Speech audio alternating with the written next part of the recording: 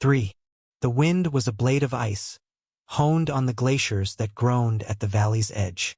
It sliced through the stitched hides covering the entrance to the great cave, carrying with it the scent of pine, frozen earth, and a deeper, more gnawing smell: despair.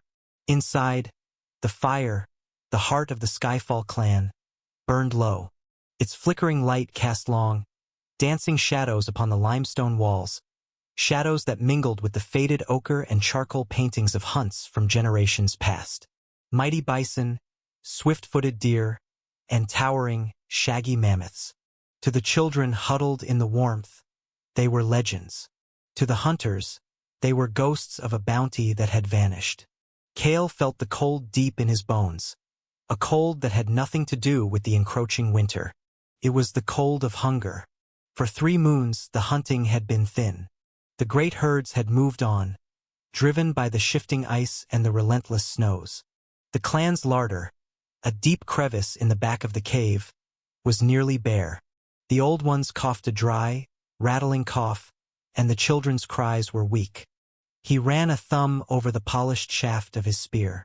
The flint point, napped to a deadly sharpness by his own hands, felt cold and inert. It was his father's spear, or what was left of it.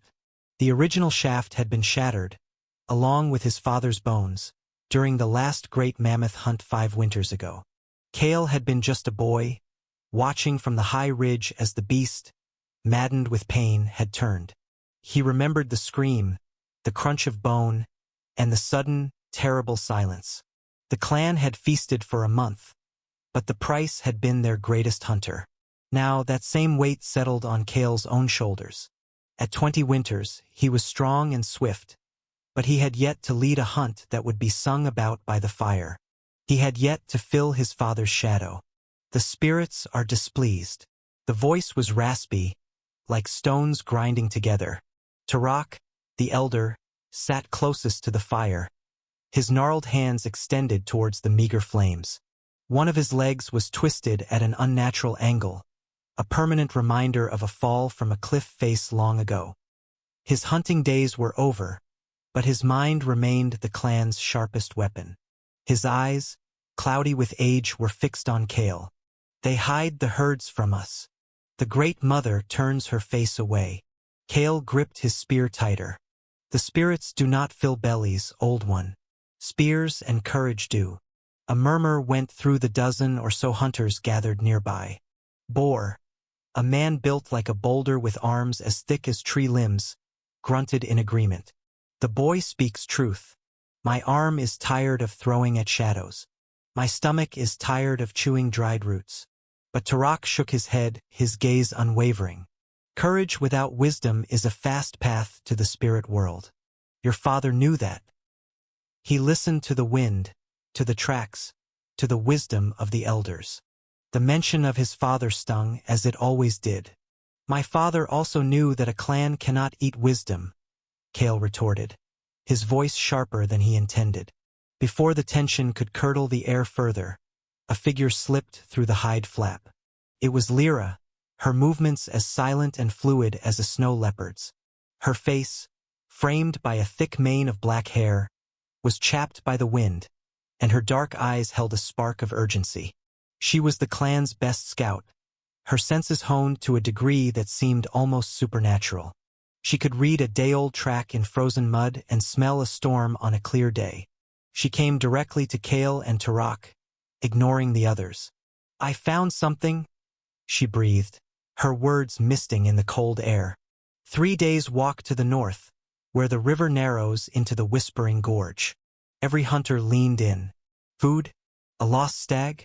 A den of cave bears to be avoided? Tracks? Lyra continued, pulling a small pouch from her belt.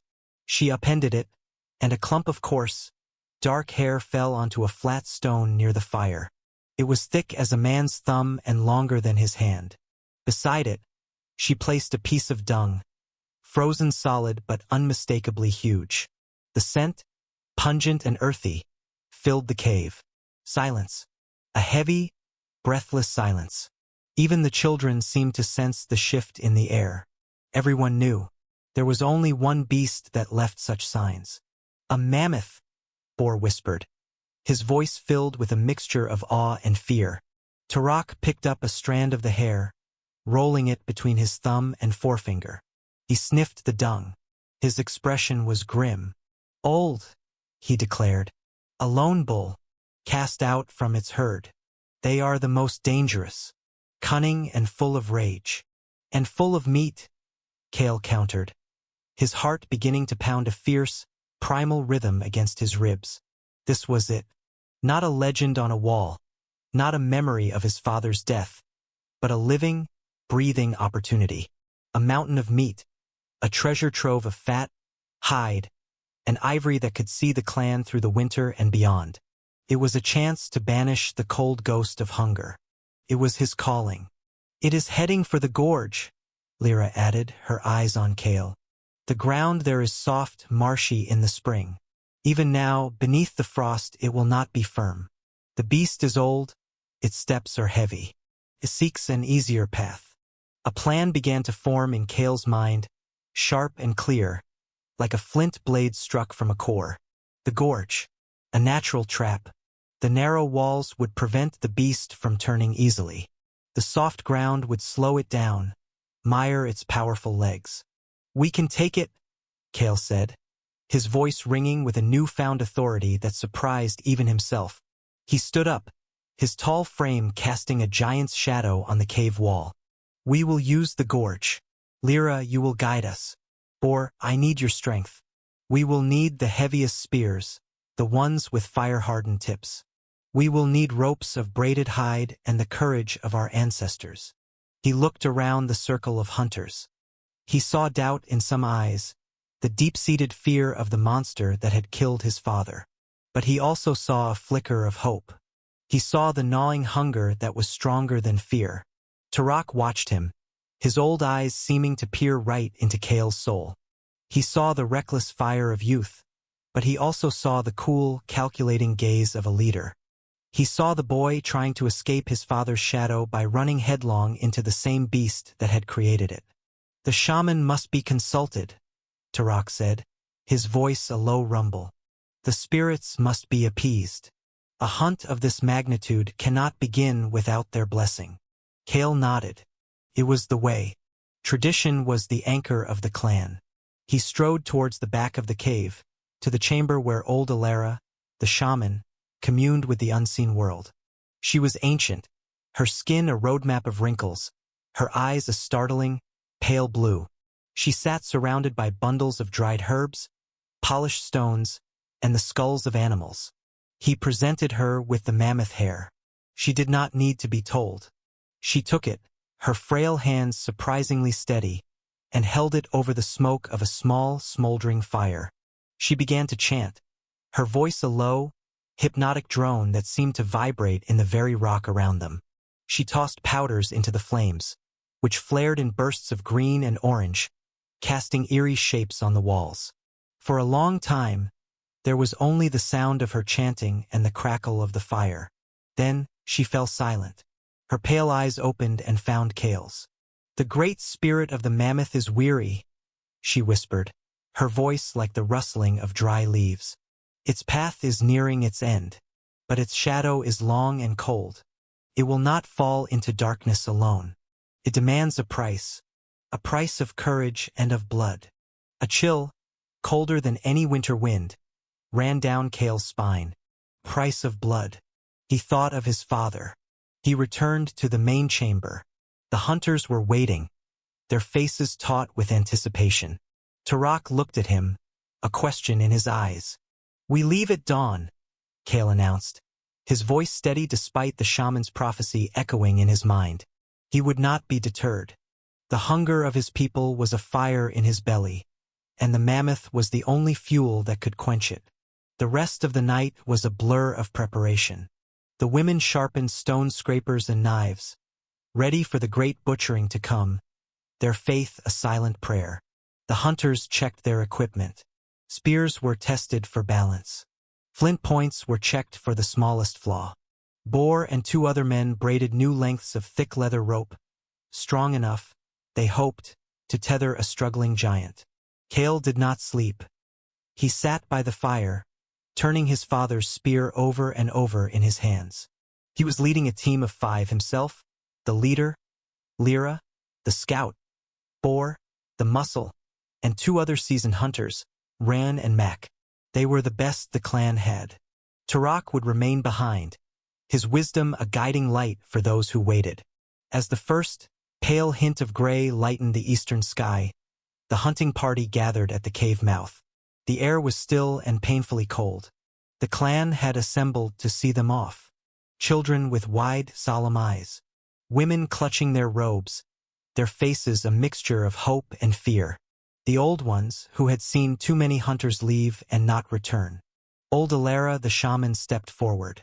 She held a small clay pot filled with a mixture of red ochre and bear fat. One by one she marked the hunters. On Kale's forehead, she drew a single vertical line. For focus, she rasped. On his chest, over his heart, she drew a circle. For courage, and on his spear arm, she drew a jagged lightning bolt. For strength. When she was done, Kale turned to his people. He raised his spear. "We go now," he said, his voice clear and strong. "We go to bring back life. When you see us return, the fire will burn high again." With a final look at the faces of his clan, he turned and led his small band out into the vast, frozen wilderness. The snow crunched under their hide-wrapped feet. Behind them, the cave was a womb of warmth and safety. Ahead of them lay a 3-day journey into the unknown, into the domain of a living legend, into the shadow of the mammoth. The hunt had begun. The world was a canvas of white and gray. For 3 days they walked, a line of 5 small figures against an immense, indifferent landscape. The sun was a pale wafer in a sky the color of dirty milk, offering no warmth, only a dim light to guide their way. Lyra led, her lithe form seeming to float over the deep snow, her eyes constantly scanning, reading the subtle language of the land. She pointed to a line of snapped saplings, their wood splintered and raw. "It passed this way yesterday," she murmured, her breath pluming. "It does not hurry." Kale followed close behind, his senses stretched to their limit. He felt the crushing silence of the ancient forest, the weight of the snow-laden pines. He learned to listen as Lyra did, not just with his ears, but with his whole body. He heard the distant crack of a frozen tree branch, the faint skittering of a snow hare, the deep, resonant groan of the ice on the river they paralleled. This was the mammoth's world, and they were intruders. Every step was a trespass. Boar, ever silent, followed Kale, his massive frame a reassuring presence. He carried the heaviest pack, laden with the thickest ropes and extra spearheads, without a hint of fatigue. Ran and Mac, brothers who had hunted together since boyhood, brought up the rear, their movements synchronized, their gazes constantly sweeping their flanks for any other predator drawn by their passage. They ate sparingly, chewing on strips of dried venison and hard, tasteless root cakes. At night, they did not dare a large fire. They found shelter in rocky overhangs or beneath the dense boughs of ancient firs, huddling together for warmth around a tiny, sputtering flame that was more smoke than light. Sleep was fitful, punctuated by the howling of wolves in the far distance and the ever-present, gnawing cold. On the 3rd day, the landscape began to change.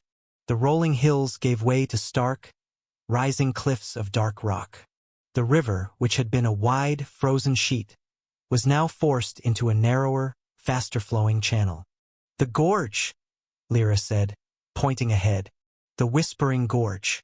The winds cry like lost spirits in this place." They stood on a high ridge, looking down. The gorge was a deep wound carved into the earth. Its walls were sheer and jagged, in some places no more than 30 paces apart. The floor of the gorge was a mess of rockfall, stunted, hardy bushes, and patches of darker earth that Lara had identified as the marshy ground. The river snaked through it all, a ribbon of churning black water. It was a perfect trap. And at the far end of the gorge, a dark shape was moving. It was immense, larger than any drawing, more formidable than any story. Kale's breath caught in his throat. It looked like a moving hill, covered in a thick, shaggy coat of dark brown fur that hung almost to the ground. A great domed head swung slowly from side to side, and from it grew two magnificent, curving tusks of pale ivory, each one longer than a man was tall. Its trunk, a muscular serpent, snaked through the snow, testing the air, pulling up clumps of frozen moss to stuff into its mouth. It was the lone bull, the old king. "Look at the size of it," Boar breathed, his usual bravado replaced by sheer awe. The spirits themselves must have shaped such a beast. Even from this distance they could see its age. Its fur was matted and patchy in places. One of its tusks was splintered at the tip. Its movements were slow, ponderous, filled with a great weariness. But there was an undeniable power in it, the power of a creature that had seen 100 winters and feared nothing. "The shaman was right," Kale murmured. "Its path is nearing its end." But he also remembered the second part of her prophecy. It will not fall into darkness alone. They spent the rest of the day observing, hidden amongst the rocks of the ridge. They watched the mammoth's slow, patient progress into the gorge. It was just as Lyra had predicted. The beast favored the softer ground, its massive, pillar-like legs sinking slightly with each step. "The trap is set by the land itself," Kale said as the plan solidified. "We will not attack it head-on. That would be madness. We will use the gorge and our own wits to bring it down." He laid out the strategy. There was a section of the gorge halfway through where a recent rockslide had created a narrow bottleneck, barely wide enough for the mammoth to pass. On one side was the sheer cliff face, on the other the fast-flowing river. "This is where we strike," Kale explained, using a stick to draw in the snow. "Ren Mac, you will take the high ground on the eastern ridge. You will have a supply of large rocks. Your task is to start a rockslide behind the mammoth once it has passed the bottleneck. Cut off its retreat. Lyra, you will be on the western ridge. You are the fastest. You will use noise shouts, banging Stinesto keep it confused, to keep it from trying to climb the slopes." He looked at Boar. "You and we will be on the gorge floor, hidden behind the rockfall at the bottleneck. Once its escape is cut off and it is confused, it will likely charge forward through the narrowest point. That is when we strike. Not to kill, not at first. We aim for the legs, the tendons. We cripple it. We slow it down. We make the earth our ally." It was a daring plan, relying on timing, precision, and the courage to stand in the path of a living mountain. There was no room for error. A misplaced rock, a premature shout, a moment of hesitation, and they would be crushed. They waited for dusk. As the light began to fail, painting the snow in shades of purple and orange, they moved into position. The cold was a physical presence now, seeping into their bones. Adrenaline was the only thing keeping them warm. Kale and Boar scrambled down the treacherous slope into the gorge, the frozen ground crunching under their feet. They found their hiding place, a jumble of large boulders that offered some cover. The air at the bottom of the gorge was still and heavy, the only sound the gurgle of the Black River and the faint sigh of the wind far above, the sound that gave the gorge its name. From their hiding spot they could see the mammoth. It was closer now, incredibly so. They could hear the huff of its breath, a deep, rumbling sound like a forge bellows. They could smell the musky, ancient scent of it. It moved with a slow, inexorable rhythm, a force of nature that had no equal. Kale's heart hammered against his ribs, a frantic drumbeat against the slow, steady pulse of the beast's passage. He risked a glance up at the ridges. He couldn't see the others, but he knew they were there, coiled and ready like snow leopards. The fate of their clan rested on these next few moments. The mammoth lumbered forward, its great head low. It reached the bottleneck. Its broad sides almost scraped the rock walls. It was now or never. Kale gave a sharp, piercing whistle to signal. High above, a single, sharp crack echoed through the gorge. Then another, and then a deep, terrifying rumble began as Ren and Mac heaved their largest boulders over the edge. A cascade of rocks and snow tumbled down the cliff face, crashing onto the gorge floor 100 paces behind the mammoth. It landed with a deafening roar, throwing up a cloud of snow and dust, completely blocking the path. The mammoth froze. It let out a deafening trumpet of alarm and rage, a sound so powerful it vibrated in Kale's teeth. It spun as fast as a creature of its size could to face the new threat. It saw the wall of rubble blocking its retreat and trumpeted again, a sound of frustrated fury. At the same time, from the opposite ridge, Lyra began to scream, her cries echoing unnaturally in the confined space. She banged two large, flat stones together, creating a series of sharp, jarring cracks that mimicked breaking rock. Confused, panicked, and enraged, the mammoth did exactly as Kale had predicted. It saw the path behind it blocked and heard the threatening noises from the side. The only way out was forward. It lowered its head, its great tusks pointing like spears, and charged. The ground shook. It was not running. It was an avalanche of flesh and fury. Kale's world narrowed to the space between the boulders. The thundering footsteps, the enraged bellowing, the sight of the monster bearing down on them. Fear, cold and pure, threatened to paralyze him. He thought of his father, of the clan, of the shaman's words. Price of blood. Now, he roared at Boar. They broke cover. Boar, with a primal yell, launched his spear first. It was a heavy, thick-shafted thing designed not for distance but for impact. It flew true, and its fire-hardened point slammed into the mammoth's thick-hided front leg. The spear shaft shattered, but the point bit deep. The mammoth screamed, a sound of pure pain, and faltered for a half-step. That was the opening Kale needed. He was not aiming for the tough hide of the leg. He ran in low, so close he could smell the beast's blood and fury, and thrust his own spear upwards, aiming for the vulnerable spot behind the knee, where sinew and muscle gathered. His father's spear, remade, plunged deep. The mammoth's leg buckled. With a bellow that shook the very stones, the great beast stumbled, its charge broken, crashed to its knees, its massive weight sending a tremor through the gorge floor. Its tusks scoured deep gouges in the frozen earth, stopping just paces from where Kale scrambled back. It was down, but it was far from dead. It struggled, trying to heave its immense bulk back onto its feet, its trunk whipping through the air like a deadly flail. Its small, intelligent eyes, red with pain and hatred, fixed on the two small figures who had dared to challenge it. Kale and Boar were already moving, backing away, giving the thrashing beast a wide berth. From the ridge above, a new volley of smaller, sharper rocks rained down from Ren and Mac, not aimed to kill, but to distract, to keep the beast's attention divided. The first part of the plan had worked. The giant was crippled. But now, trapped in the narrow gorge with a wounded, enraged titan, the hardest part of the hunt was about to begin. The battle was joined. The gorge had become an arena of chaos. The wounded mammoth, roaring in a continuous symphony of pain and rage, thrashed on the ground. It used its powerful front legs and its trunk to drag its immense body forward, trying to crush the hunters who danced just out of its reach. Its tusks swept back and forth, turning the frozen earth to rubble. The hunters moved with a deadly, coordinated grace born of desperation. This was no longer a stalk.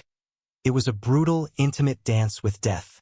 Kale, Lyra, Boar, Rhian, and Mac were now all on the gorge floor, their faces grim masks of ochre paint and intense concentration. The initial plan had succeeded, but now survival and success depended on instinct and teamwork. The ropes! Kale yelled over the deafening bellows. Boar, Mac, pin the other leg. Boar and Mac worked as one, while Kale and Lyra darted in and out, throwing stones and yelling to draw the mammoth's enraged attention. The two strongmen prepared the heavy, braided hide ropes. They had tied large, sharpened hooks of bone to the ends. Waiting for a moment when the beast's flailing leg was in the air, Boar lunged forward, a feat of incredible bravery, and snagged the hook around its ankle. Mac, already braced, pulled the rope taut. The mammoth roared and kicked, but the rope, thick as Boar's wrist, held firm. They quickly looped the other end around a massive, deeply rooted boulder. Now, with one leg crippled by Kale's spear and the other tethered, the beast's mobility was drastically reduced. It was anchored to the earth it had ruled for so long. But its fury was undiminished. It focused its rage on the closest target, Boar. With a terrifying heave, it swung its massive head, its one good tusk aimed like a battering ram. Boar, caught off balance while securing the rope, had no time to retreat. Boar! Lira screaming. In a flash of movement that was almost too fast to see, Kale sprinted forward. He didn't have time to use his spear. Instead, he slammed his own body into Boar's side, knocking the larger man off his feet and sending them both tumbling into the snow just as the tusk sliced through the air where Boar had been standing. The ivory tip struck the boulder they had used as an anchor, and a shower of rock chips flew with a sound like thunder. Boar lay stunned for a second, the wind knocked out of him.